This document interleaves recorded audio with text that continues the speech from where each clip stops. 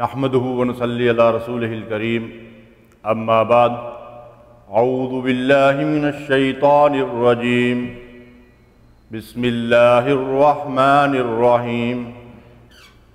اذا جاءك المنافقون قالوا نشهد انك لرسول الله والله يعلم انك لرسوله واللہ یشہد ان المنافقین لکاذبون۔ اے نبی، جب یہ منافق تمہارے پاس آتے ہیں تو کہتے ہیں ہم گواہی دیتے ہیں کہ آپ یقیناً اللہ کے رسول ہیں۔ ہاں، اللہ جانتا ہے کہ تم ضرور اللہ کے رسول ہو، مگر اللہ گواہی دیتا ہے کہ یہ منافق قطعی جھوٹے ہیں۔ رب اشرح لی صدری ویسر لی امری واحلل عقدۃ من لسانی یفقہوا قولی سبحانک لا علم لنا الا ما علمتنا انک انت العلیم الحکیم۔ اللہم صلی علی محمد وعلی آل محمد کما صلیت علی ابراہیم وعلی آل ابراہیم انک حمید مجید۔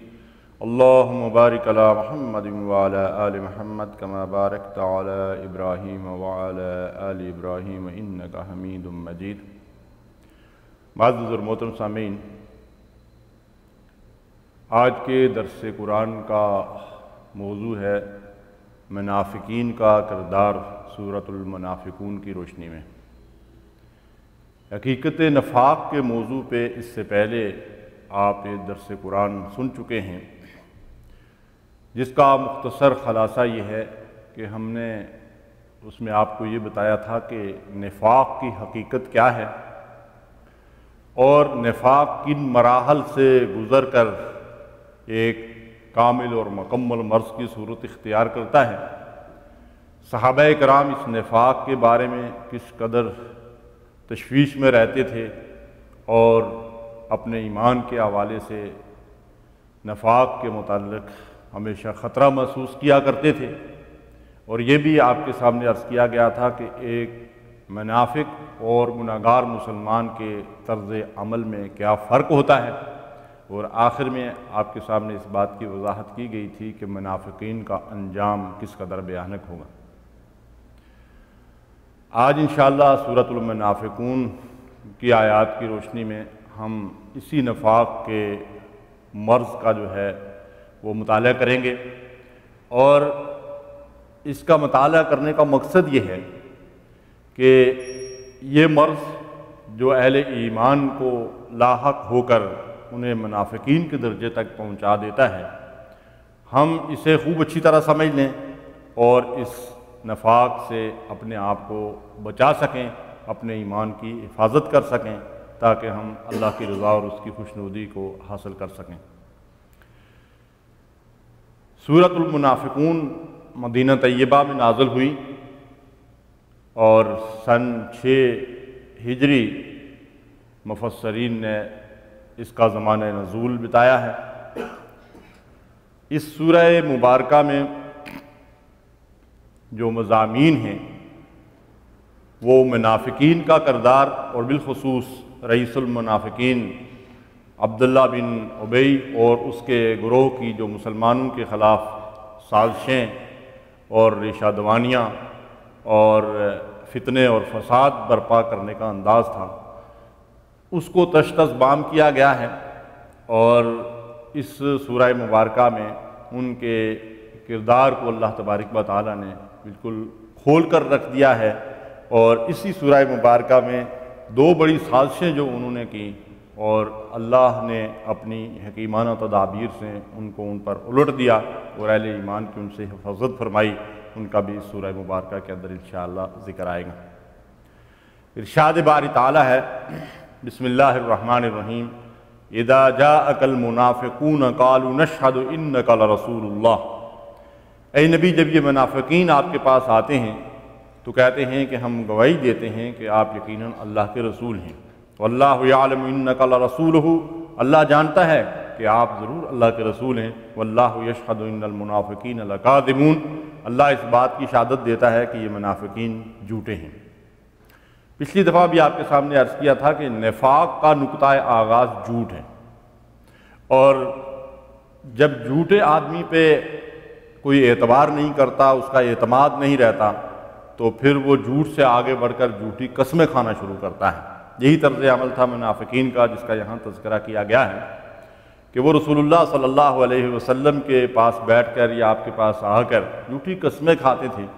اور ایسا بھی ہوتا تھا کہ عبداللہ بن ابی کسی مجلس کے اندر کھڑے ہو کر، جہاں رسول اللہ صلی اللہ علیہ وسلم موجود ہوتے، لوگوں سے یہ کہتا کہ لوگوں، یہ ہماری بڑی خوش قسمتی ہے کہ یہ اللہ کے رسول صلی اللہ علیہ وسلم ہمارے درمیان موجود ہیں، ان کے ذریعے سے اللہ نے ہمیں عزت دی ہے، یہ اللہ کے رسول ہیں، ہمیں چاہیے کہ ان کی بات سنیں اور ان کی اطاعت کریں۔ لیکن آپ کو پتہ ہے کہ اس کا اپنا طرز عمل کیا تھا۔ نبی صلی اللہ علیہ وسلم کی شان میں گستاخیاں کرتا تھا، صحابہ کرام کی شان میں گستاخیاں کرتا تھا، اور پھر وقتاً فوقتاً مسلمانوں کو جو ہے وہ دھوکہ دیتا تھا، جیسا غزوہ احد کے موقع پر اپنے 300 ساتھیوں کو لے کر جو ہے وہ الگ ہو گیا۔ اسی طرح غزوہ خندق کے موقع پر اس نے مسلمانوں کے خلاف سازش کی اور یہودیوں کو اس بات کا یقین دلاتا رہا کہ ہم اندر سے مسلمانوں کے اوپر حملہ آور ہوں گے۔ اس طرح جب نبی کریم صلی اللہ علیہ وسلم نے یہودی قبائل کے خلاف ایکشن کیا، ان کی وعدہ خلافی کی وجہ سے اور میثاق مدینہ کو جو کی خلاف ورزی کی وجہ سے، تو اس نے جو ہے مسلمانوں کے بجائے جو ہے وہ یہودیوں کا ساتھ دیا۔ تو یہ اس کا طرز عمل تھا، لیکن اللہ کے نبی صلی اللہ علیہ وسلم اور صحابہ کرام کے سامنے کھڑے ہو کر اس طرح کہتا تھا، تو اللہ تعالیٰ نے ان کے اس طرز عمل کا نقشہ یہاں بیان کیا ہے کہ یہ جو کچھ کہتے ہیں وہ بات تو اپنی جگہ صحیح ہے کہ آپ اللہ کے رسول ہیں، لیکن یہ کہنے والے جو ہیں منافقین، یہ دراصل جھوٹ بول رہے ہوتے ہیں۔ اس کا مطلب یہ ہے کہ ایک آدمی سچی بات کہہ کر بھی جھوٹا ہو سکتا ہے۔ اس کی وجہ اصل میں یہ تھی کہ اللہ تعالیٰ ارشاد فرماتے ہیں یقولون بألسنتہم ما لیس فی قلوبہم، جو کچھ وہ اپنی زبانوں سے کہتے ہیں وہ ان کے دل میں نہیں ہوتا۔ دل میں کفر چھپا کر زبان سے جو ہے وہ اسلام کا اظہار کرتے تھے، اس وجہ سے اللہ نے فرمایا کہ یہ جھوٹ بول رہے ہیں۔ اتخذوا ایمانہم جنتا فصدوا عن سبیل اللہ، انہوں نے اپنی قسموں کو ڈھال بنا رکھا ہے اور اس طرح یہ اللہ کے راستے سے خود بھی رکتے ہیں اور دوسروں کو بھی روکتے ہیں۔ انہم ساء ما کانوا یعملون، کیسی بری حرکتیں ہیں جو یہ لوگ کر رہے ہیں۔ تو یہاں اللہ تعالیٰ نے ارشاد فرمایا کہ انہوں نے اپنی قسموں کو اپنے لیے ڈھال بنا رکھا ہے۔ جب کبھی ان کا پردہ فاش ہو جاتا کہ انہوں نے کہیں پہ کوئی سازش کی ہے، مسلمانوں کے خلاف کوئی فتنہ برپا کیا ہے، تو پھر وہ قسم کھا کر انکار کر دیتے کہ ہم اللہ کو گواہ کر کے قسم کھاتے ہیں کہ یہ کام ہم نے نہیں کیا، حالانکہ بعد میں اللہ کی طرف سے وہی آ جاتی، جیسا کہ آگے چل کے کچھ واقعات انشاءاللہ ہمارے زیر مطالعہ آئیں گے۔ تو یہ ان کی کیفیت تھی۔ اس طرح سے انہوں نے جب کبھی اگر ان سے کسی معاملے میں کوئی انتقام لینے کی کوشش کی جاتی، ان کی سرزنش کی جاتی، تو وہاں بھی وہ جھوٹی قسموں کا سہارا لیتے۔ اس طرح جب غزوہ تبوک کے اندر وہ شامل نہیں ہو سکے اور رسول اللہ صلی اللہ علیہ وسلم جب وہاں سے کامیاب واپس لوٹے، تو اب نبی صلی اللہ علیہ وسلم کے پاس آ کر اپنے حضرات لنگ پیش کرتے اور جھوٹ بول بول کر رسول اللہ صلی اللہ علیہ وسلم کو مطمئن کرنے کی کوشش کرتے۔ تو اس طرح اللہ فرماتا ہے کہ انہوں نے اپنی جھوٹی قسموں کو اپنے لیے جو ہے وہ ڈھال بنایا ہوا ہے۔ تو یہ جھوٹ دراصل ایک بہت بڑا مرض ہے، یہ انتہائی جو ہے وہ اخلاقی کمزوری ہے، جس کی وجہ سے ایک انسان مخلوق کی نظروں سے بھی گر جاتا ہے اور اللہ کے نزدیک بھی اس کو کوئی مقام نہیں ہوتا۔ اس لیے نبی صلی اللہ علیہ وسلم نے فرمایا ان الصدق ینجی والکذب یہلک، سچ تمہیں نجات دیتا ہے اور جھوٹ تمہیں ہلاک اور برباد کر دیتا ہے۔ تو یہ بہت بڑی ہلاکت اور بربادی کا باعث ہے، اور اللہ تعالیٰ لعنت بھیجتا ہے جھوٹ بولنے والوں پر۔ تو جیسا کہ میں نے آپ سے عرض کیا کہ یہ نفاق کا نقطۂ آغاز ہے، اس لیے ہمیں اپنی زندگیوں میں دیکھیے قرآن پڑھنے کا اور قرآن سمجھنے کا اور سمجھانے کا مطلب کیا ہے کہ قرآن مجید سے جو کچھ ہم پڑھتے ہیں، جو کچھ سیکھتے ہیں، جو سمجھتے ہیں، جو سنتے ہیں، اس کے مطابق ہم عمل کریں، اور وہ برائیاں جن کا تذکرہ ہمارے سامنے قرآن کی روشنی میں آتا ہے، اگر ان میں سے کوئی برائی ہمارے اندر پائی جاتی ہے، کوئی خامی ہے، کوئی کمزوری ہے، تو اس کو دور کرنے کی کوشش کریں۔ اور قرآن ہمارے سامنے جو ایمان کی صفات رکھتا ہے، جو اعلیٰ اوصاف جو ہے وہ مسلمانوں کے کردار ہمارے سامنے رکھتا ہے، وہ کردار اور وہ اوصاف اپنے اندر پیدا کرنے کی کوشش کریں۔ تو اللہ فرماتے ہیں کہ انہوں نے جھوٹی قسموں کو جو ہے وہ اپنے لیے ڈھال بنا رکھا ہے اور خود بھی اللہ کے راستے سے رکتے ہیں اور دوسروں کو بھی روکتے ہیں۔ اللہ کے راستے سے رکنے کا مطلب یہ ہے کہ وہ تو خود بھی اللہ تعالیٰ کے راستے سے اس طرح سے رکے ہوئے ہیں کہ وہ تو صرف زبانی طور پر اس بات کا دعویٰ کرتے ہیں کہ ہم اللہ کو مانتے ہیں، اللہ کے رسول کو مانتے ہیں، تو اللہ اور رسول کی مخلصانہ اطاعت وہ اختیار نہیں کرتے۔ اور جو مخلص مسلمان ہیں ان کو بھی مختلف فتنوں کے اندر مبتلا کرنے کی کوشش کرتے ہیں، ان کے خلاف جو ہے وہ سازشیں کرتے ہیں، اور انہیں حق کے راستے سے روکنے کے لیے، ان کو ورگلانے کے لیے، ان کو اسلام کے بارے میں اور نبی صلی اللہ علیہ وسلم کے بارے میں اور خود مسلمانوں کی صفوں کے اندر رخنے ڈالنے کے لیے مختلف اوقات میں مختلف فتنے برپا کرتے تھے۔ اس طرح مسلمانوں کے اندر بدگمانیاں پیدا کرتے تھے، مسلمانوں کے اندر مختلف قسم کی افواہیں جو ہے وہ پھیلاتے تھے۔ تو یہ ان کا کردار تھا جس کے بارے میں اللہ تعالیٰ ارشاد فرماتے ہیں کہ سا ما کانوا یعملون، بڑی بری حرکتیں ہیں جو یہ لوگ کر رہے ہیں۔ آج بھی اگر ہم یہ دیکھیں تو اگرچہ ہم کسی کو یہ تو نہیں کہہ سکتے اور کہنا بھی نہیں چاہیے کہ کون منافقانہ کردار ادا کر رہا ہے، لیکن قرآن مجید کی روشنی میں آج مسلمانوں کے درمیان اس بات کا جائزہ لیا جا سکتا ہے کہ کون لوگ ایسے ہیں جو ایمان اور اسلام کے راستے کے اوپر خود بھی نہیں چلتے، بالخصوص جب ان کے پاس اقتدار اور اختیار ہوتا ہے تو پھر وہ اسلام کے راستے میں کیسی کیسی رکاوٹیں کھڑی کرتے ہیں، اور کس طرح اسلام کے راستے میں خود جو ہے وہ رکاوٹ بن کر کھڑے ہوتے ہیں، اور اہل اسلام کے مذاق بھی اڑاتے ہیں اور ان کو بھی اسلام سے متنفر کرنے کی کوشش کرتے ہیں۔ یہ آج کا جو اس طرح کا طرز عمل ہے اس کو ہم قرآن کی روشنی میں جو ہے وہ دیکھ سکتے ہیں اور سمجھ سکتے ہیں۔ اللہ فرماتے ہیں ذَلِكَ بِأَنَّهُمْ آمَنُوا ثُمَّ كَفَرُوا فَطُبِعَ عَلَىٰ قُلُوبِهِمْ فَهُمْ لَا يَفْقَهُونَ۔ ایسا کس وجہ سے ہوا؟ یہ سب کچھ اس وجہ سے ہے کہ ان لوگوں نے ایمان لا کر پھر کفر اختیار کیا اور ان کے دلوں پر اللہ نے مہر لگا دی، اب یہ کچھ نہیں سمجھتے۔ ارشاد فرمایا کہ انہوں نے ایمان کے بعد پھر کفر کا رویہ اختیار کیا، یعنی بظاہر انہوں نے کلمہ پڑھا، ایمان کا دعویٰ کیا تو یہ اسلام کے اندر داخل ہو گئے، لیکن در حقیقت یہ اندر سے پورے کافر ہی تھے۔ میں نے پچھلی دفعہ آپ کے سامنے عرض کیا تھا کہ نفاق کی دو قسمیں ہیں، ایک اعتقادی نفاق ہے اور ایک عملی نفاق ہے۔ تو یہاں اعتقادی نفاق جو ہے وہ زیر بحث ہے کہ انہوں نے دل کے اندر کفر چھپایا ہوا تھا اور بظاہر وہ کلمہ پڑھ رہے تھے، تو کلمہ پڑھنے کی وجہ سے وہ اسلام کے اندر داخل تو ہو گئے لیکن اصلاً وہ کافر ہی تھے۔ یہ جو ہے وہ اعتقادی کفر ہے کہ کفر کو دل کے اندر چھپا کر دنیا کے مفادات کی خاطر یا مسلمانوں کو دھوکہ دینے کی خاطر جو ہے وہ اسلام کا دعویٰ کیا جائے اور اسلام کا لبادہ اڑا جائے۔ تو یہ ان کا منافقین کا طرز عمل تھا جس کے بارے میں اللہ ارشاد فرماتے ہیں کہ ان کے اس طرز عمل کی وجہ سے اللہ تعالیٰ نے ان کے دلوں کے اوپر مہر لگا دی ہے۔ اللہ تعالیٰ جہاں قرآن مجید میں ارشاد فرماتا ہے کہ میں نے کافروں کے دلوں پہ، فاسقوں کے دلوں پہ، منافقین کے دلوں پہ مہر کر دی ہے، ٹھپا لگا دیا ہے،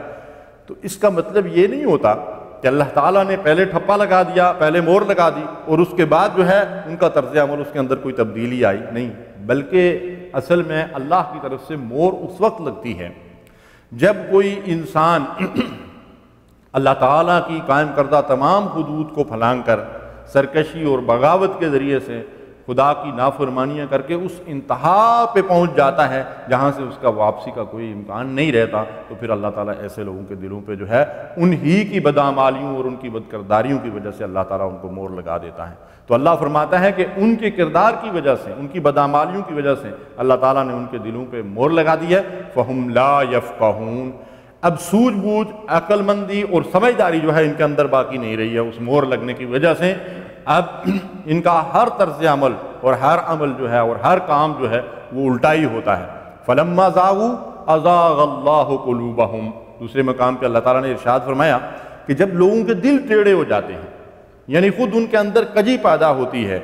اور وہ اپنے عقل اور سمجھ بوجھ سے صحیح کام لینے کے بجائے ہمیشہ جو ہے وہ الٹی حرکتیں کرتے ہیں اور خدا اور رسول کی نافرمانیاں کرتے ہیں اور اللہ کے دین کے خلاف بغاوتیں کرتے ہیں، تو اس کے نتیجے میں اللہ تعالیٰ پھر ان کے دلوں کو جو ہے وہ ٹیڑھا کر دیتا ہے، پھر ان کے اندر سمجھ بوجھ نہیں رہتی، پھر وہ عقل کو صحیح طور پر استعمال نہیں کر سکتے۔ یہی کیفیت جو ہے فرمایا یہاں منافقین کی ہے۔ وَإِذَا رَأَيْتَهُمْ تُعْجِبُكَ أَجْسَامُهُمْ،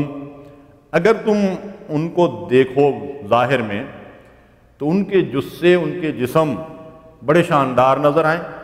بولیں تو تم ان کی باتیں سنتے رہ جاؤ۔ وَإِن يَقُولُوا تَسْمَعْ لِقَوْلِهِمْ، جب وہ گفتگو کریں، جب بات چیت کریں تو ایسی چکنی چیڑی زبان استعمال کرتے ہیں کہ تم سنتے ہی رہ جاؤ۔ كَأَنَّهُمْ خُشُبٌ مُّسَنَّدَةٌ، لیکن حقیقت کیا ہے کہ دراصل یہ لکڑی کے وہ کندے ہیں جو دیوار کے ساتھ چن لیے گئے ہوں، یہاں اللہ تعالیٰ نے ان منافقین کے بارے میں پہلی بات یہ ارشاد فرمائی کہ یہ وہ لوگ ہیں کہ جو بظاہر جن کے جسم، جن کی ڈیل ڈول، جن کی جسامت بڑی خوشنما دکھائی دیتی ہے۔ عبداللہ ابن عباس رضی اللہ تعالیٰ عنہ کی روایت ہے کہ عبداللہ بن ابی بڑی ڈیل ڈول والا، تندرست، توانا، خوش شکل جو ہے وہ چرب زبان آدمی تھا، اور اس کے اکثر ساتھی جو ہیں ان کی کیفیت بھی یہی تھی جو قرآن مجید کے اندر یہاں اللہ تعالیٰ نے بیان فرمائی ہے۔ دراصل یہ لوگ اکثر کھاتے پیتے ہوتے ہیں، خوشحال لوگ ہوتے ہیں، اور کسی طرح کا غم اور فکر انہیں لاحق نہیں ہوتا۔ ان کی زندگی کا مقصد ہی سازشیں کرنا اور مفادات بٹورنا ہوتا ہے۔ مسلمانوں کے ساتھ بھی ان کا جو رویہ ہوتا ہے اپنے مفادات کی خاطر ہوتا ہے، جیسا پچھلی دفعہ میں نے آپ سے عرض کیا تھا کہ نبی صلی اللہ علیہ وسلم نے فرمایا کہ منافق کی جو سوچ اور فکر ہوتی ہے وہ ساری ساری اس کے پیٹ کے گرد گھوم رہی ہوتی ہے، یعنی وہ ہمیشہ اپنے مفادات کے بارے میں سوچتا ہے۔ تو یہ لوگ جو ہے اس وجہ سے خوشحال قسم کے لوگ تھے۔ تو اللہ تعالیٰ فرماتے ہیں کہ ایک تو ان کی ظاہری خوشحالی، اور دوسرا جب وہ بات چیت کرتے ہیں، گفتگو کرتے ہیں، تو پتہ لگتا ہے کہ بڑے حکیم انسان ہیں، بڑے دانا ہیں، لیکن ان کی یہ ساری باتیں جو ہے وہ جھوٹ اور فراڈ پہ مبنی ہوتی ہیں، دھوکہ دہی پہ مبنی ہوتی ہیں۔ ان کی جتنی لچھے دار جو ہے وہ باتیں ہوتی ہیں، جتنی زبان کی شیرینی ہوتی ہے وہ بظاہر ہوتی ہے، دراصل وہ مسلمانوں کے خلاف دلوں کے اندر انتہا درجے کا بغض اور عداوت رکھتے ہیں۔ یہ تو ان کی ظاہری کیفیت ہے جس کو اللہ تبارک و تعالیٰ نے یہاں بیان فرمایا ہے۔ اس کے بعد اللہ تعالیٰ ارشاد فرماتے ہیں کأنہم خشب مسندہ، وہ لکڑی کے ایسے کندے ہیں جن کو دیوار کے ساتھ جو ہے وہ چن دیا گیا ہو۔ ان کو لکڑی کے کندوں سے تشبیہ کیوں دی گئی ہے؟ مفسرین لکھتے ہیں کہ جو کارآمد لکڑی ہوتی ہے اس کو کہیں دروازے میں استعمال کیا گیا، کہیں کسی چھت میں، کہیں کسی کھڑکی میں استعمال کیا گیا ہے، لیکن وہ لکڑی جس کو ایندھن کے طور پر استعمال کرنے کے لیے کاٹ پیٹ کر جو ہے وہ لکڑی دیوار کے ساتھ کھڑا کیا جاتا ہے، وہ صرف اور صرف ایندھن کے کام آتی ہے۔ ان کی کیفیت یہ ہے کہ بظاہر یہ منافقین بڑے خوشحال اور کھاتے پیتے اور بڑی اچھی گفتگو کرتے ہیں، لیکن ان کو اس لکڑی سے تشبیہ دی گئی ہے جو صرف ایندھن کا کام آتی ہے۔ اور اسی طرح یہ منافقین اگرچہ دنیا میں خوشحال نظر آتے ہیں، لیکن آخرت میں اسی لکڑی کی طرح جہنم کا ایندھن بنیں گے۔ جیسا کہ اللہ ارشاد فرماتے ہیں الذی وقودہ الناس والحجارہ، جہنم کا ایندھن کیا ہوگا؟ انسان اور پتھر، اور انسانوں میں کافروں کے ساتھ منافق بھی جہنم کا ایندھن بنیں گے۔ ان المنافقین فی الدرک الاسفل من النار، منافقین جہنم کے نچلے طبقے میں جائیں گے اور وہاں وہ آگ کا جو ہے وہ عذاب جو ہے ان کو دیا جائے گا۔ تو اس سے آپ اندازہ لگا سکتے ہیں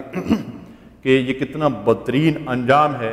جس کو اللہ تبارک و تعالیٰ نے یہاں بیان فرمایا ہے۔ اس کے بعد اللہ ارشاد فرماتے ہیں یحسبون کل صیحۃ علیہم،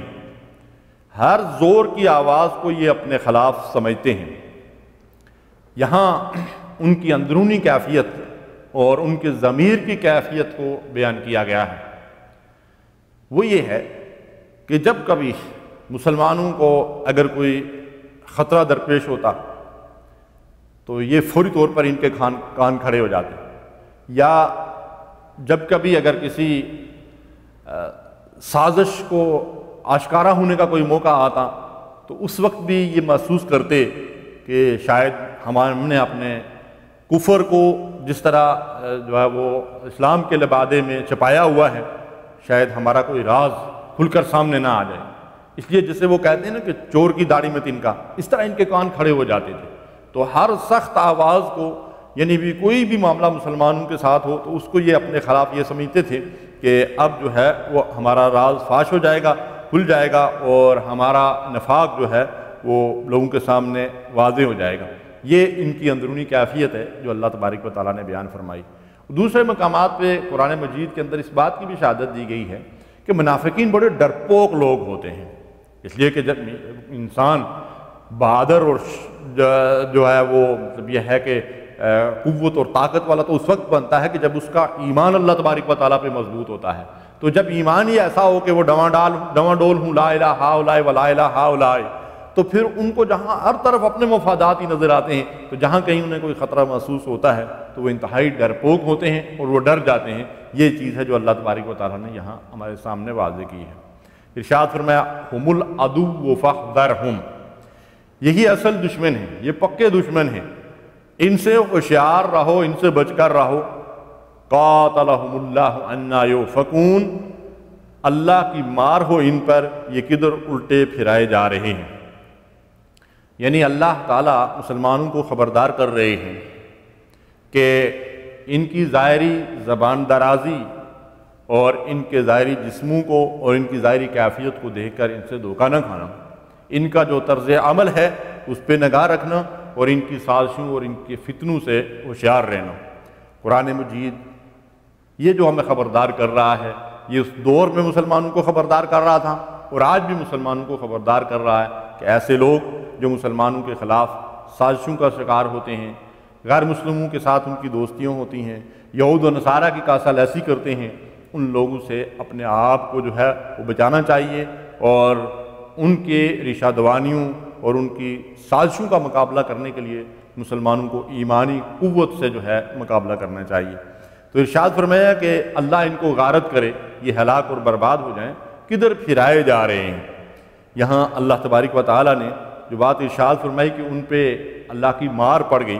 تو اس کا مطلب ہے یہ ہوتا ہے کہ اللہ کی پھٹکار اور اللہ کی لعنت ہے یا اللہ کی رحمت سے ان کو دور پھینک دیا گیا ہے۔ جیسا ہم بھی اردو زبان میں یہ لفظ استعمال کرتے ہیں کہ اگر ہم کسی بد کردار انسان کو دیکھتے ہیں تو اس کے بارے میں کیا دیتے ہیں کہ ستیہ ناس ہو اس کا، کیسا خبیث انسان ہے۔ اس طرح سے اللہ تبارک و تعالیٰ نے فرمایا کہ یہ ہلاک ہو جائیں، ان پر اللہ کی مار اور پھٹکار پڑ جائے کہ یہ کیسی بری حرکتیں کر رہے ہیں، کیسا طرز عمل ہے جو انہوں نے اختیار کر رکھا ہے۔ یہ نقشہ ہے ان منافقین کا جو اللہ تبارک و تعالیٰ نے ہمارے سامنے رکھا ہے۔ وَإِذَا قِيلَ لَهُمْ تَعَالَوْا يَسْتَغْفِرْ لَكُمْ رَسُولُ اللَّهِ لَوُّوا رُءُوسَهُمْ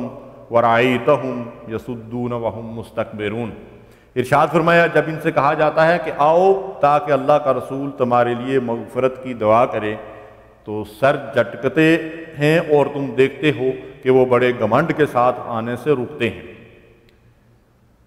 جب ان سے کوئی غلطی سرزد ہوتی اور وہ واضح ہو کر کھل کر سامنے آ جاتی تو پھر ان سے کہا جاتا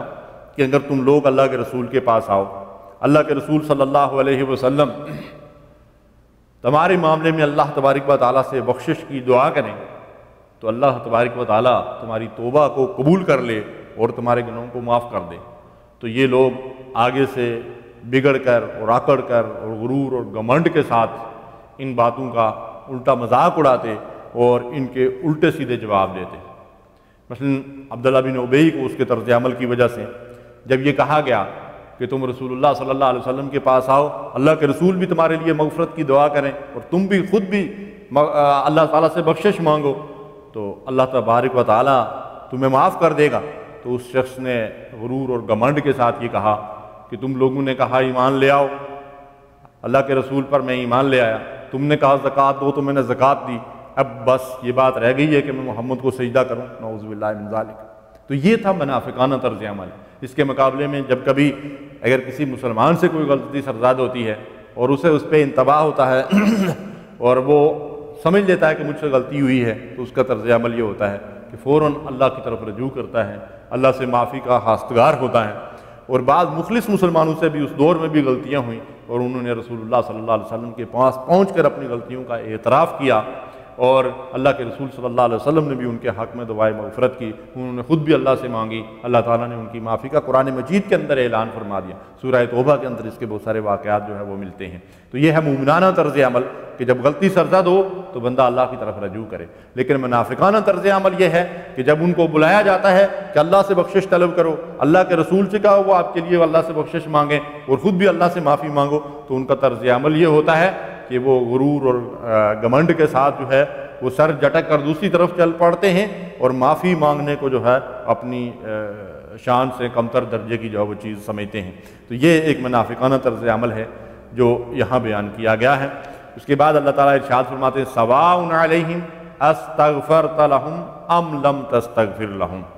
اے نبی تم چاہے ان کے لیے مغفرت کی دعا کرو یا نہ کرو، ان کے لیے یکساں ہے لن یغفر اللہ لہم، اللہ ان کو ہرگز معاف نہیں فرمائے گا، ان اللہ لا یہدی القوم الفاسقین، اللہ ایسے فاسقوں کو ہدایت نہیں دیا کرتا۔ یہاں دراصل ایک بڑی خوفناک خبر دی گئی ہے، اور وہ خبر یہ ہے کہ اللہ کے رسول صلی اللہ علیہ وسلم کو بھی ایسے لوگوں کے بارے میں منع کر دیا گیا کہ آپ ان کے لیے دعائے مغفرت نہ کریں، آپ ان کی بخشش کے لیے اللہ سے درخواست نہ کریں، اور بالفرض اگر آپ ان کے لیے اللہ سے بخشش اور مغفرت طلب بھی کریں گے تو اللہ تعالیٰ ان کو معاف نہیں فرمائے گا۔ اس لیے میرے بھائی اور بزرگوں،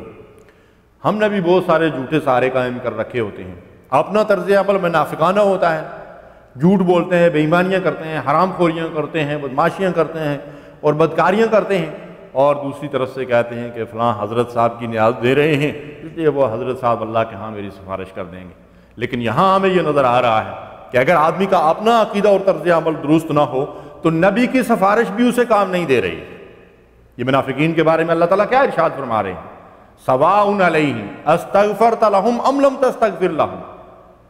ان کے بارے میں آپ بخشش اور مغفرت کی دعا کریں یا نہ کریں، سب دونوں چیزیں برابر ہیں۔ اور دوسری جگہ جو سورہ توبہ کے اندر جو اس کے بعد نازل ہوئی اس میں تو اللہ تعالیٰ نے یہاں تک ارشاد فرما دیا استغفر لہم او لا تستغفر لہم، آپ ان کے لیے بخشش کی دعا کریں یا نہ کریں، ان تستغفر لہم 70 مرۃ فلن یغفر اللہ لہم، آپ اے نبی اگر 70 مرتبہ بھی ان کے لیے بخشش کی دعا کریں گے تو اللہ ان کو نہیں بخشے گا۔ اور ارشاد فرمایا وَلَا تُصَلِّ عَلَىٰ أَحَدٍ مِّنْهُمْ مَاتَ أَبَدًا، ان میں سے اگر کسی کی موت واقع ہو جائے تو کبھی ان کی نماز جنازہ نہ پڑھنا، وَلَا تَقُمْ عَلَىٰ قَبْرِهِ إِنَّهُمْ كَفَرُوا بِاللَّهِ وَرَسُولِهِ وَمَاتُوا وَهُمْ فَاسِقُونَ، اور نہ کبھی ان کی قبر پہ کھڑا ہونا، یعنی کبھی ان کی قبر پہ کھڑا ہو کر ان کے لیے بخشش اور مغفرت کی دعا نہ کرنا، کبھی ان کی نماز جنازہ نہ پڑھنا، یہ فاسق لوگ ہیں، اللہ اور رسول سے کفر کرتے ہیں، انہوں نے دلوں کے اندر کفر چھپا رکھا ہے، اللہ ایسے فاسقوں کو کبھی ہدایت نہیں دیتا۔ یہاں سے ہمیں کتنا درس عبرت مل رہا ہے، کتنی نصیحت ہمیں حاصل ہو رہی ہے کہ ہم سب سے پہلے اپنا عقیدہ درست کریں اور اس کے بعد اپنے عمل کی اصلاح کریں۔ اگر ہمارا عمل درست ہوگا تو نبی صلی اللہ علیہ وسلم کی شفاعت اور صالحین کی شفاعت ہمارے حق میں کام آئے گی، جیسا کہ اللہ کے نبی صلی اللہ علیہ وسلم نے خود فرما دیا کل امتی یدخلون الجنت الا من ابا، میرے سارے امتی جنت میں داخل ہوں گے سوائے اس کے جس نے انکار کر دیا۔ قیل ومن یابا یا رسول اللہ، آپ سے پوچھا گیا کہ اللہ کے رسول صلی اللہ علیہ وسلم کون ہے انکار کرنے والا؟ قال من اطاعنی دخل الجنہ، فرمایا جو میری اطاعت کرے گا، جو میری فرما برداری کرے گا وہ جنت میں داخل ہوگا۔ ومن عصانی فقد ابا، اور جو میری نافرمانی کرے گا وہ انکار کرنے والا ہے۔ تو ہمیں رسول اللہ صلی اللہ علیہ وسلم کی کامل اطاعت اختیار کرنی چاہیے۔ اللہ کے رسول صلی اللہ علیہ وسلم نے زندگی کے جس معاملے میں اللہ اور اس کے رسول نے جو حکم دیا ہے اس کے مطابق عمل کریں، جس سے منع کیا ہے اس سے باز آ جائیں اور رک جائیں۔ فاسق کس کو کہتے ہیں؟ جیسا کہ اللہ تعالیٰ ارشاد فرماتے ہیں ان اللہ لا یہدی القوم الفاسقین، اللہ ایسے فاسقوں کو ہدایت نہیں دیتا، اور انہی فاسقوں کے بارے میں اللہ تعالیٰ نے اپنے نبی کو منع کر دیا کہ وہ ان کی نماز جنازہ نہ پڑھیں۔ فاسق اس شخص کو کہتے ہیں جو جانتے بوجھتے اللہ کی نافرمانی کرے، اسے معلوم ہو کہ یہ گناہ ہے، اسے معلوم ہو کہ یہ اللہ کی نافرمانی ہے، اسے معلوم ہو کہ اس پر اللہ تعالیٰ کی طرف سے شدید وعید آئی ہے، اس کے باوجود وہ اللہ کی نافرمانی کرے تو ایسے شخص کو فاسق کہا جاتا ہے، اور یہی دراصل منافقانہ طرز عمل ہے۔ یہاں سورہ توبہ میں جس شخص کا جو ہے وہ اشارہ ملتا ہے، وہ عبداللہ بن ابی تھا، دراصل وہ جب مر گیا تو آپ کو پتہ ہے کہ ان کے بیٹے جن کا نام عبداللہ تھا وہ بڑے مخلص مسلمان تھے، وہ رسول اللہ صلی اللہ علیہ وسلم کی خدمت میں حاضر ہوئے اور حضور صلی اللہ علیہ وسلم سے اپنے والد کی نماز جنازہ پڑھانے کے لیے درخواست کی۔ تو ابھی تک چونکہ سورہ توبہ کی آیات نازل نہیں ہوئی تھی، اس لیے بعض روایات سے یہ پتہ چلتا ہے کہ رسول اللہ صلی اللہ علیہ وسلم نے اپنا حضور چونکہ جو ہے وہ بڑے شفیق اور مہربان اور محبت کرنے والے انسان تھے، اور آپ کی تو خواہش یہ ہوتی تھی کہ میری امت کا ہر فرد و بشر جو ہے اللہ تعالیٰ اس کو معاف کر دے اور اس کو بخش دے۔ اس لیے آپ یہ دیکھتے ہیں کہ رسول اللہ صلی اللہ علیہ وسلم نے جب تک اللہ تعالیٰ نے منع نہیں فرمایا تھا، رسول اللہ صلی اللہ علیہ وسلم ان کے لیے برابر بخشش اور مغفرت کی اور ہدایت کی دعائیں کرتے رہے۔ تو اللہ کے نبی صلی اللہ علیہ وسلم کے پاس جب ان کے مخلص بیٹے حضرت عبداللہ رضی اللہ تعالیٰ عنہ حاضر ہوئے تو نبی صلی اللہ علیہ وسلم نے اپنا ایک کرتا مبارک بھی اس کے کفن کے لیے دے دیا، اور اس کے بعد اس کی نماز جنازہ پڑھانے کے لیے نبی صلی اللہ علیہ وسلم تیار ہو گئے۔ دو طرح کی روایتیں ملتی ہیں۔ کچھ روایات سے یہ پتہ چلتا ہے کہ رسول اللہ صلی اللہ علیہ وسلم جب نماز جنازہ پڑھانے کے لیے کھڑے ہوئے تو یہ آیات سورہ توبہ کی نازل ہو گئیں کہ وَلَا تُصَلِّ عَلَىٰ أَحَدٍ مِّنْهُم مَّاتَ أَبَدًا، جب ان میں سے کوئی مر جائے تو کبھی ان کی نماز جنازہ نہ پڑھائیں آپ۔ تو رسول اللہ صلی اللہ علیہ وسلم وہاں سے پیچھے ہٹ گئے۔ اور بعض روایات سے یہ بھی پتہ چلتا ہے کہ آپ نے عبداللہ بن ابی کی نماز جنازہ تو پڑھا لی، لیکن اس کے بعد اللہ تبارک و تعالیٰ نے آپ کو منع فرما دیا، واللہ عالم بالصواب۔ لیکن یہاں سے ہمیں یہ رہنمائی ملتی ہے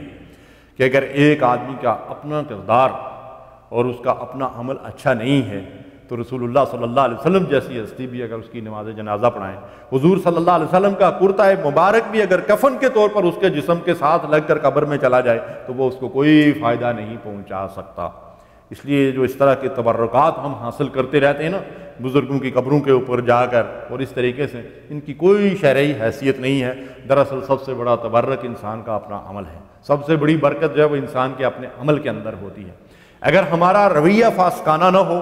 اگر ہم سرکشی اور بغاوت اللہ اور اس کے رسول کے خلاف نہ کریں تو انسان اور بشر ہونے کی وجہ سے جو بھی ہماری کمزوریاں ہیں اللہ تبارک و تعالیٰ ہماری ان خطاؤں کو معاف کر دے گا اور ہمیں رسول اللہ صلی اللہ علیہ وسلم کی شفاعت بھی نصیب ہوگی۔ لیکن اگر طرز عمل جو ہے وہ باغیانہ ہو اور جان بوجھ کر اللہ اور رسول کی نافرمانیاں ہم کرتے رہیں اور انہی نافرمانیوں پہ ہمارا خاتمہ ہو تو یقیناً نہ کسی کی شفاعت اور سفارش ہمارے کام آئے گی اور نہ ہماری نجات ہو سکے گی۔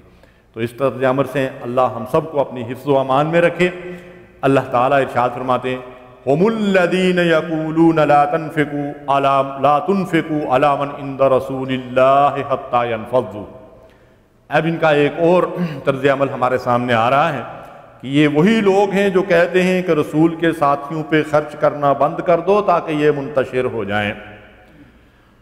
مکے سے رسول اللہ صلی اللہ علیہ وسلم کے ساتھ جو لوگ ہجرت کر کے مدینہ آئے تھے جن کو ہم مہاجرین کہتے ہیں، یہ سابقون الاولون میں سے تھے۔ رسول اللہ صلی اللہ علیہ وسلم پر سب سے پہلے اور آگے بڑھ کر ان لوگوں نے ایمان لایا۔ جب یہ مکے سے مدینہ پہنچے تو ظاہر ہے کہ ان میں سے اکثر و بیشتر اپنا گھر بار، اپنا مال، اپنا سب کچھ مکے کے اندر چھوڑ کر آئے تھے۔ مدینہ میں پھر رسول اللہ صلی اللہ علیہ وسلم نے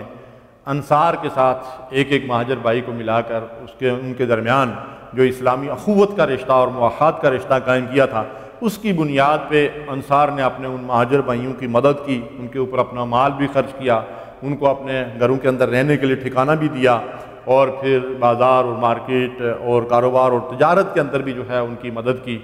تو یہ چیز جو ہے وہ منافقین کو ہضم نہیں ہو رہی تھی،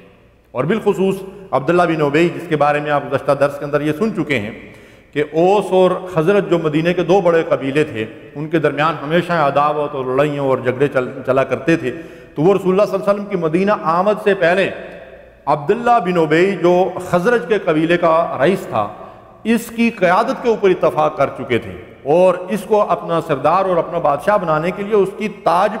پوشی کی رسم جو ہے اس کے لیے تیاریاں شروع ہو چکی تھی۔ اور جب رسول اللہ صلی اللہ علیہ وسلم مدینہ تشریف لائے ہجرت کر کے تو اوس و خزرج کی اکثریت نے اسلام قبول کر لیا، تو اب عبداللہ بن ابی جو ہے اس کی تاج پوشی کی رسم جو ہے وہ ادا نہ ہو سکی اور وہ مسلمانوں اور وہ ان دو قبیلوں کا سردار نہ بن سکا۔ اسے یہی دراصل اس کے اندر جو ہے وہ بغض اور عداوت کی وجہ تھی جس کی وجہ سے وہ منافقانہ اسلام کا لبادہ اوڑھ کر ہمیشہ نبی صلی اللہ علیہ وسلم اور مسلمانوں کے خلاف سازشیں کیا کرتا تھا۔ تو اللہ تعالیٰ ارشاد فرماتے ہیں کہ اس شخص کا یہ طرز عمل تھا اور منافقین کا یہ طرز عمل تھا کہ وہ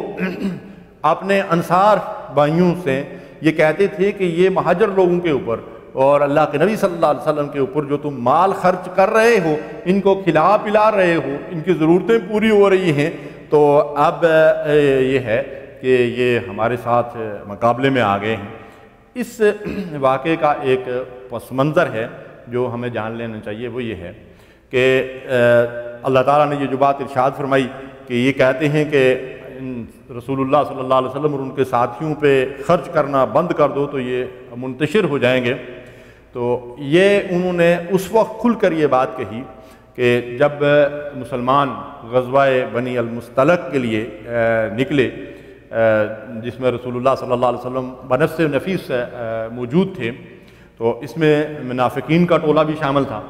جب مسلمان فاتح ہو کر واپس لوٹے تو راستے میں ایک مقام پہ پانی کا ایک کنواں تھا۔ اس پانی کے کنویں پہ دراصل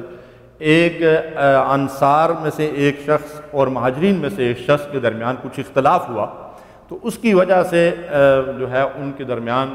جو ہے وہ تو میں شروع ہو گئی، لڑائی جھگڑا ہونے لگا۔ عبداللہ بن ابی کو جب اس بات کا پتہ چلا تو وہ فوراً وہاں پہنچا اور اس نے جو ہے وہ انصار کو آواز دی اور ان کو اکٹھا کیا۔ دراصل وہ ایسے مواقع کی تلاش میں ہوتا تھا کہ مسلمانوں کے خلاف انتشار اور اختلاف پیدا کرنے کے لیے کوئی موقع ہاتھ آئے، تو اس موقع پر اس نے جو ہے وہ ایک سازش تیار کی اور یہاں انصار کو بلایا، ان کو پکارا اور ان کو آواز دی اور ان سے یہ کہا کہ دراصل تم لوگوں نے خلاف پھرا کر ان لوگوں کو موٹا تازہ کیا ہے اور تیار کیا ہے، اب تم دیکھ رہے ہو کہ یہ جو ہے وہ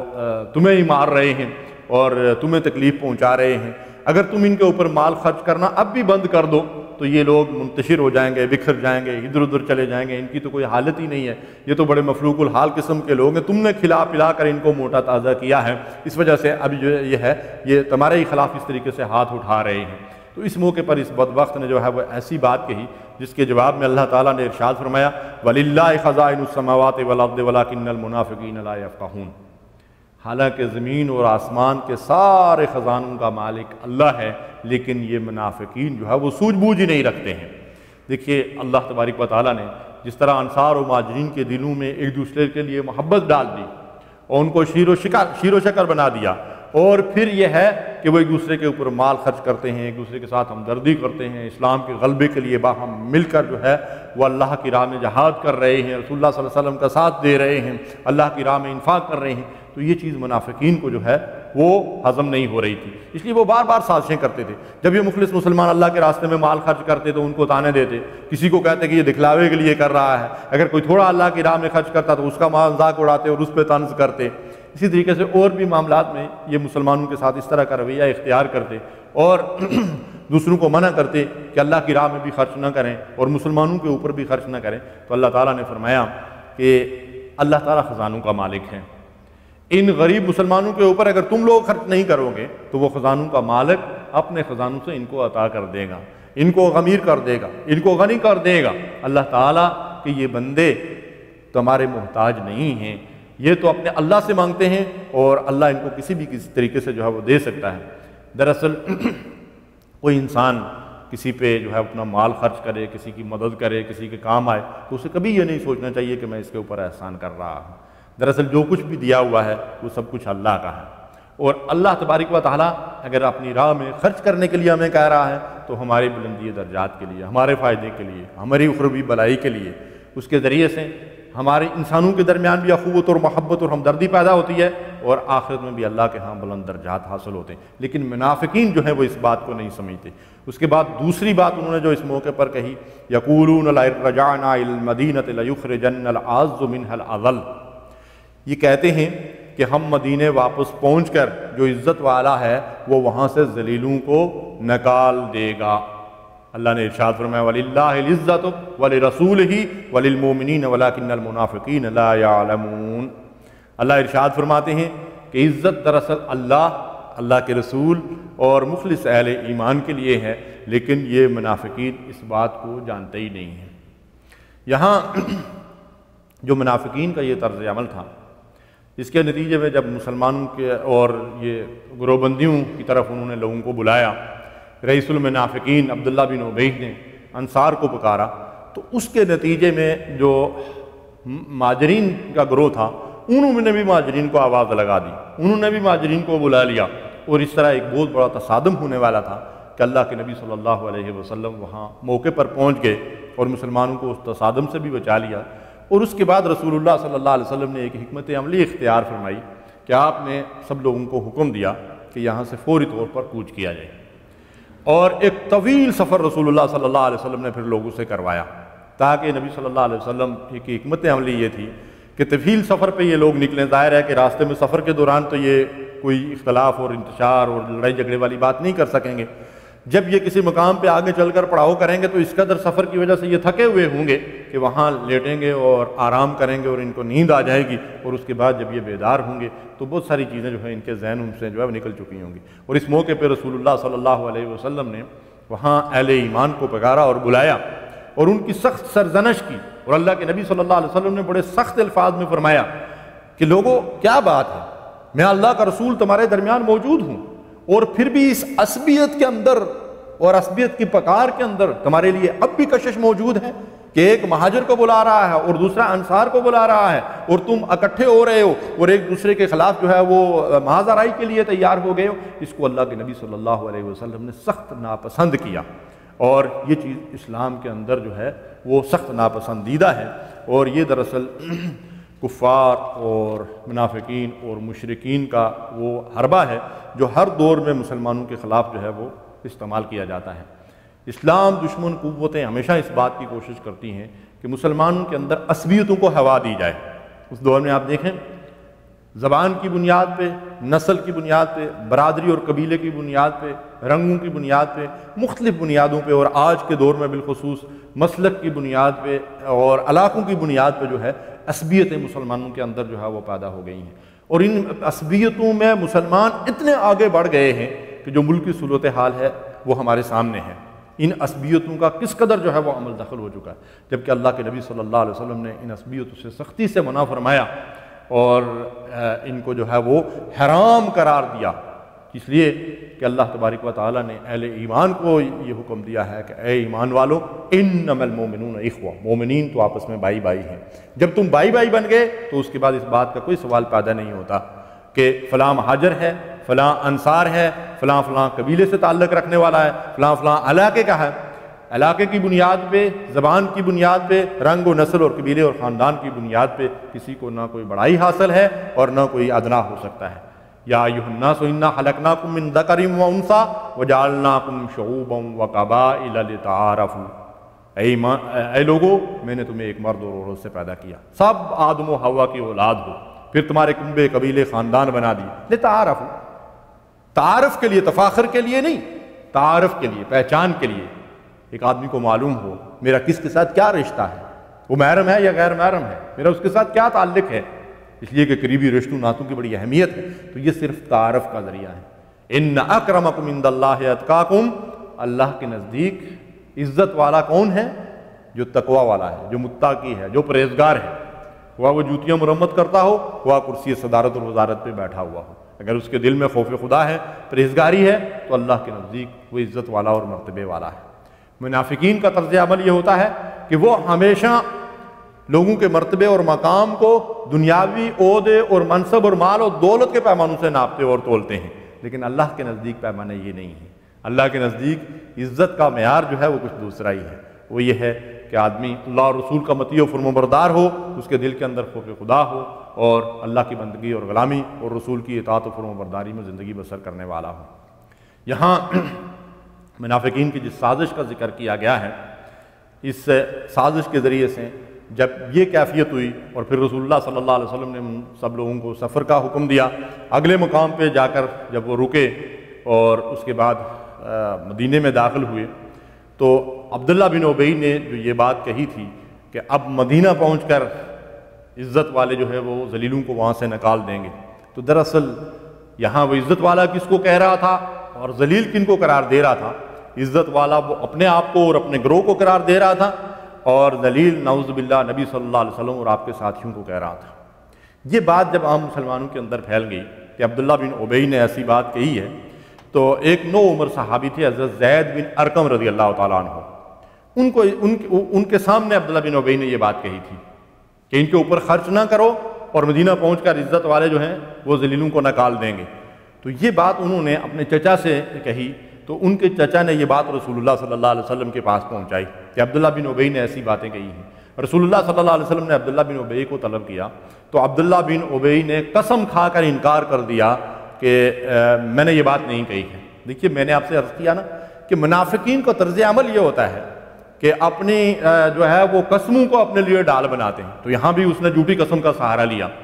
حضرت زید بن ارقم رضی اللہ تعالیٰ عنہ بڑے مخلص صحابی تھے اور تھے بھی نو عمر نوجوان لڑکے تھے، تو یہاں ان کی پوزیشن بڑی خراب ہو گئی۔ جب ایک قبیلے کا سردار، تو ان سرداروں کے سامنے اور بڑے لوگوں کے سامنے، حتیٰ کہ ان کے جو چاچا تھے انہوں نے بھی جو ہے وہ اپنے بھتیجے سے یہ کہا کہ تو نے یہ کام اچھا نہیں کیا، اب رسول اللہ صلی اللہ علیہ وسلم کی نظروں میں بھی تم گر گئے ہو۔ اس شخص نے قسم کھا کر یہ کہہ دیا کہ میں نے یہ بات نہیں کی۔ تو حضرت زید بن ارقم رضی اللہ تعالیٰ عنہ کہتے ہیں کہ مجھ پر یہ بات بڑی شاک گزری اور میں گھر کے اندر جو ہے وہ بڑا مغموم ہو کر بیٹھ گیا۔ پھر اللہ تبارک و تعالیٰ نے قرآن مجید کی یہ آیات نازل فرمائی کہ منافقین کے گروہ نے اور عبداللہ بن ابی نے یہ باتیں کہی تھی، تو اللہ کے نبی صلی اللہ علیہ وسلم نے مجھے اپنے پاس بلایا اور میرا کان پکڑ کر شفقت کے ساتھ یہ فرمایا کہ زید، اللہ تبارک و تعالیٰ نے تمہاری صداقت پہ قرآن مجید کی آیات نازل فرما دی ہیں۔ سبحان اللہ۔ تو اب عبداللہ بن ابی جو ہے اس کا نفاق جو ہے وہ بالکل کھل کر سامنے آ گیا۔ اس موقع پر جب اس نے اس طرح کی باتیں کی تھی تو حضرت عمر فاروق رضی اللہ تعالیٰ عنہ کو بڑا طیش آ گیا تھا۔ انہوں نے کہا کہ یا رسول اللہ صلی اللہ علیہ وسلم، مجھے اس بات کی اجازت دیجیے کہ میں اس منافق کی گردن اڑا دوں۔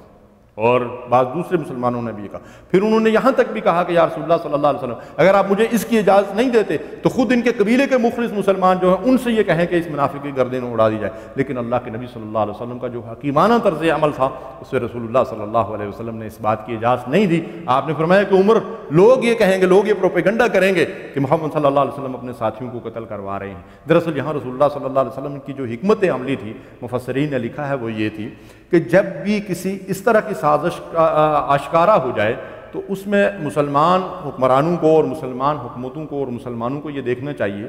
کہ جو شخص انتشار پھیلا رہا ہے، اگر اس کے پیچھے کوئی بڑی قوت نہیں ہے اور اس کے جو ہے وہ قتل کے ذریعے سے فتنے کا سدباب کیا جا سکتا ہے، تو پھر تو ایسا شخص جو ہے وہ اس بات کا مستحق ہے کہ اس کی گردن اڑا دی جائے جو اتنی بڑی بڑی سازشوں کا شکار ہوتا ہے۔ لیکن اگر اس کے پیچھے بڑی قوت ہو اور اس کی وجہ سے مزید فتنے اور فساد کا خدشہ ہو تو پھر اللہ اور اس کے رسول اس بات کی اجازت نہیں دیتے کہ ایسے شخص کو قتل کروا دیا جائے۔ تو اس لیے رسول اللہ صلی اللہ علیہ وسلم کی جو حکمت عملی تھی اس کے بارے میں مفسرین نے لکھا ہے کہ آئندہ صرف 3 سال کے اندر منافقین کی حالت یہ ہو گئی کہ پورے مدینے کے اندر بالکل ننگے ہو کر رہ گئے اور کوئی ان کو منہ نہیں لگاتا تھا اور خود اپنی اولادوں کے ہاتھوں جو ہے وہ ذلیل ہونے لگے۔ یہی بات عبداللہ بن ابی ہے کہ اب جب لوگ مدینے کے اندر پہنچ گئے تو اس کا بیٹا، میں نے آپ سے عرض کیا نا، بڑے مخلص مسلمان تھے، حضرت عبداللہ بن عبداللہ، تو حضرت عبداللہ رضی اللہ تعالیٰ عنہ رسول اللہ صلی اللہ علیہ وسلم کی خدمت میں حاضر ہوئے اور ان سے کہا کہ یا رسول اللہ صلی اللہ علیہ وسلم، میرے باپ نے اگر یہ بات کہی ہے تو میں اپنے باپ کو مدینے کے اندر داخل نہیں ہونے دوں گا جب تک وہ اس بات کا اعتراف نہ کر لے۔ دیکھیں باپ بیٹے کا رشتہ ہے، لیکن بیٹا یہ کہتا ہے کہ یا رسول اللہ صلی اللہ علیہ وسلم، عزت والے آپ اور آپ کے ساتھی ہیں، میرا باپ ذلیل ہے، جب تک وہ اس بات کا اعتراف نہیں کرے گا میں اس کو مدینے کے اندر نہیں داخل ہونے دوں گا۔ اس نے کہا تھا نا کہ مدینہ پہنچ کر عزت والے ذلیلوں کو نکال دیں گے، بیٹا اس کے راستے میں کھڑا ہو گیا۔ رسول اللہ صلی اللہ علیہ وسلم نے اس کے بیٹے کو کہا کہ باپ کے ساتھ مہربانی کرو، لیکن انہوں نے اپنے باپ سے کہا کہ تم زبان سے اس بات کا اقرار کرو، اعتراف کرو کہ تم ذلیل ہو اور رسول اللہ صلی اللہ علیہ وسلم اور آپ کے ساتھ ہی عزت والے ہیں۔ جب اس نے یہ اعتراف کیا تو بیٹے نے باپ کا راستہ چھوڑا اور وہ مدینہ کے اندر داخل ہوا۔ یہ تھی وہ رسول اللہ صلی اللہ علیہ وسلم کی حکمت عملی جس کے ذریعے سے بیٹے کے ہاتھوں باپ اس طریقے سے جو ہے وہ ذلیل و خوار ہو رہا ہے۔ تو اس طریقے سے رسول اللہ صلی اللہ علیہ وسلم کی حکمت عملی کے ذریعے سے منافقین کا زور جو ہے وہ مدینے کے اندر ٹوٹ گیا۔ اور اس طریقے سے جو یہاں آپ دیکھیں کہ اس کا بیٹا جو ہے عبداللہ بن ابی کا بیٹا، یعنی ایک طرف باپ ہے اور بظاہر وہ اسلام کا نام لیوا بھی ہے، مسجد نبوی کے اندر نمازیں بھی پڑھتا ہے، لیکن اس بیٹے کے اندر عصبیت نام کی کوئی چیز نہیں ہے۔ وہ باپ کے بجائے اسلام کو ترجیح دیتا ہے، وہ اس رشتے کے اوپر اسلام کے رشتے کو قربان نہیں کرتا بلکہ اس رشتے کو قربان کر رہا ہے۔ اور یہی طرز عمل ہمیں زید بن ارقم رضی اللہ تعالیٰ عنہ کا بھی ملتا ہے۔ زید بن ارقم رضی اللہ تعالیٰ عنہ جو مخلص صحابی تھے، میں نے آپ سے عرض کیا کہ انہوں نے رسول اللہ صلی اللہ علیہ وسلم تک وہ بات پہنچائی تو عبداللہ بن ابی قسم کھا کر انکار ہو گیا۔ زید بن ارقم بھی عبداللہ بن ابی کے قبیلے کے آدمی تھے، خزرج کے آدمی تھے، لیکن آپ دیکھیں کہ ان کے اندر یہ عصبیت نہیں تھی۔ آج ہمارا حال کیا ہے؟ جو آدمی ہمارے قبیلے کا ہو، ہمارے خاندان کا ہو، اگر وہ کوئی بڑے سے بڑا جرم بھی کر لے تو ہم اس کے پشتیبان بن کر کھڑے ہو جاتے ہیں، ہم اس کے حمایتی بن کر کھڑے ہو جاتے ہیں۔ یہ بہت بڑا گناہ ہے۔ ہمیں ہمیشہ حق پرستی کی بات کرنی چاہیے۔ اللہ تعالیٰ ہمیں اس بات کا حکم دیتے ہیں کہ تم ہمیشہ حق کی گواہی دو، اور تم ہمیشہ حق کا ساتھ دو، تم ہمیشہ سچ کا ساتھ دو، لیکن ہمارا حال اس کے بالکل برعکس ہے۔ تو ان آیات کے اندر جو درس ہمیں ملتا ہے وہ یہ ہے کہ ہم منافقانہ طرز عمل سے اپنے آپ کو بچائیں۔ اسی غزوہ بنی المصطلق کا ایک اور واقعہ بھی ملتا ہے، یہاں منافقین نے ایک بہت بڑی سازش کی، لیکن اللہ تبارک و تعالیٰ نے اس سازش کو بھی ناکام بنا دیا، اور وہ یہ تھی کہ جب نبی کریم صلی اللہ علیہ وسلم اپنے قافلے کو لے کر واپس لوٹے تو ایک مقام پر جہاں مسلمانوں نے پڑاؤ کیا، مسلمان وہاں پہ رکے، تو حضرت عائشہ صدیقہ رضی اللہ تعالیٰ عنہا بھی اس قافلے کے اندر شامل تھی۔ جب یہ قافلہ چلنے لگا تو اس سے تھوڑے پہلے وہ رفع حاجت کے لیے چلی گئیں باہر، اور جب وہ واپس اپنے مقام پہ پہنچیں تو انہوں نے دیکھا کہ ان کے گلے کا ہار جو ہے وہ کہیں ٹوٹ کر گر گیا ہے۔ یہ غزوہ بنی المصطلق کا واقعہ ہے۔ تو وہ اپنا ہار ڈھونڈنے کے لیے پھر واپس چلی گئیں اسی طرف۔ جب وہ ہار لے کر واپس لوٹیں تو یہ قافلہ اپنی جگہ سے چل چکا تھا۔ حضرت عائشہ رضی اللہ تعالیٰ عنہا نے اپنے واقعے کو خود بیان کیا تفصیل کے ساتھ، فرماتی ہیں کہ ایک عہدے کے اندر جو ہے ہم خواتین بیٹھتی تھیں اور مسلمان اس کو اٹھا کر جو سواری کے اوپر رکھ دیتے تھے اور پھر سواری کھڑی ہوتی تھی اور وہ چل پڑتے تھے۔ تو میرا جو عہدہ تھا اس کے اندر میں نہیں بیٹھی ہوئی تھی، لیکن اس دور میں ہم خواتین جو ہے وہ خوراک کی کمی کی وجہ سے اتنی دبلی پتلی تھی کہ جن مسلمانوں نے اس عہدے کو اٹھا کر اونٹ کے اوپر رکھا ان کو یہ احساس ہی نہیں ہوا کہ میں اس کے اندر بیٹھی ہوئی بھی ہوں یا نہیں۔ خود حضرت عائشہ رضی اللہ تعالیٰ عنہا کا یہ فرمان ہے۔ تو انہوں نے وہ اٹھا کر اس کے اوپر رکھ دیا، اور اللہ کے نبی صلی اللہ علیہ وسلم نے یہ سمجھا کہ میں اس کے اندر بیٹھی ہوئی ہوں، اور وہ قافلہ چل دیا۔ لیکن جب میں اپنا ہار لے کر واپس اپنی جگہ پہ لوٹی تو قافلہ جا چکا تھا۔ اب ایک عورت ہوتے ہوئے میں وہاں پہ کیا کرتی؟ وہ کہتی ہیں کہ میں وہیں پہ لیٹ گئی کہ جب وہ وہاں جا کر یہ دیکھیں گے کہ میں اس کے سواری کے اندر نہیں ہوں تو رسول اللہ صلی اللہ علیہ وسلم خود کسی کو واپس بھیجیں گے اور میری جو ہے وہ میرے پاس کوئی آ جائے گا۔ اسی حال میں وہ کہتی ہیں کہ میں وہاں لیٹ گئی اور میری آنکھ لگ گئی۔ حضرت صفوان بن معطل رضی اللہ تعالیٰ عنہ ایک مخلص صحابی تھے جو اکثر و بیشتر جو ہے وہ زیادہ سونے کے عادی تھے۔ ایک روایت کے اندر یہ آیا ہے، اور دوسری روایت سے یہ پتہ چلتا ہے کہ نبی صلی اللہ علیہ وسلم نے خود ان کو قافلے کے پیچھے چھوڑ رکھا تھا کہ آخر میں آئیں اور یہ دیکھیں کہ اگر کسی کی کوئی چیز گر گئی ہے تو اسے اٹھا کر لے آئیں، یا کوئی بندہ پیچھے رہ جائے تو اسے اپنے ساتھ لے آئیں۔